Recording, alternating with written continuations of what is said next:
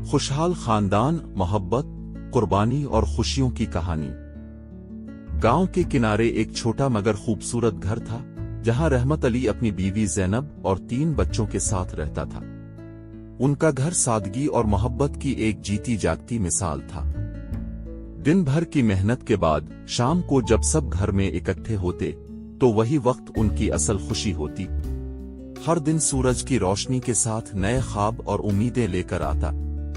ज़ैनब अली सुबह उठकर चाय बनाती और रहमत अली बच्चों को जगाने लगता। उनकी सबसे छोटी बेटी आयशा नींद में बड़बड़ाती, अभी 5 मिनट और बाबा।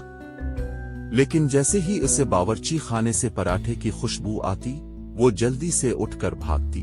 बड़े बेटे अहमद और छोटा बेटा हसन भी नाश्ते की मेज पर आ जाते। वो सब इकट्ठे बैठकर नाश्ता करते, हंसते और अपने दिन के मंसूबे बनाते।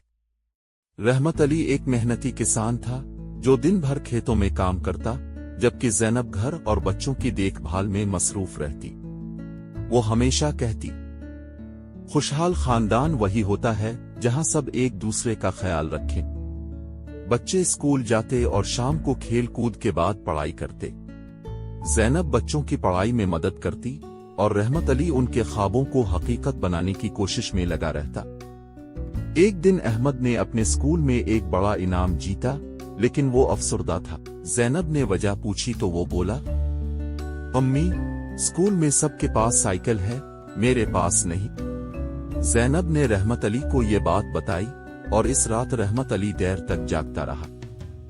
अगले दिन इसने अपनी पुरानी घड़ी बेच दी और अहमद के लिए एक खूबसूरत सुर्ख साइकिल खरीद लाया।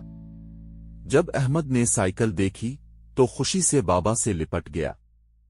ज़ैनब ने प्यार से रहमत अली की तरफ देखा, क्योंकि वो जानती थी कि यह कुर्बानी आसान नहीं थी, मगर एक बाप की मोहब्बत हर चीज से बढ़कर होती है। रात को जब सब खाने की मेज पर बैठे तो अहमद ने कहा, बाबा, जब मैं बड़ा हो जाऊंगा तो आपको एक खूबसूरत घड़ी लेकर दूंगा। रहमत अली मुस्कुराया और बोला, मेरे बेटे, तुम्हारी खुशी ही मेरी सबसे कीमती चीज है। बच्चों की हंसी, ज़ैनब की दुआएं और रहमत अली का सब्र व मोहब्बत इस घर को एक जन्नत बना रहे थे। सादगी में छपी खुशी, मोहब्बत में बसी जिंदगी और कुर्बानी में पोशीदा कामयाबी, यही एक खुशहाल खानदान की असल पहचान थी।